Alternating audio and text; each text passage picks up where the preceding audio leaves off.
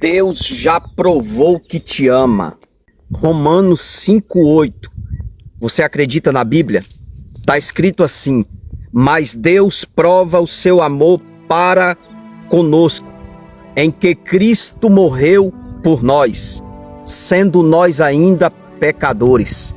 Cristo já morreu por você antes mesmo de você existir. E isso foi uma prova de amor de Deus. Oh glória! Deus já provou para que Jesus veio. Ele veio porque Ele te ama. Ele veio para te salvar. Ele veio para te libertar. Ele veio para tirar você da escravidão. Ele veio para te dar o direito de vida eterna. Cristo Jesus te ama e está interessado em salvar sua vida.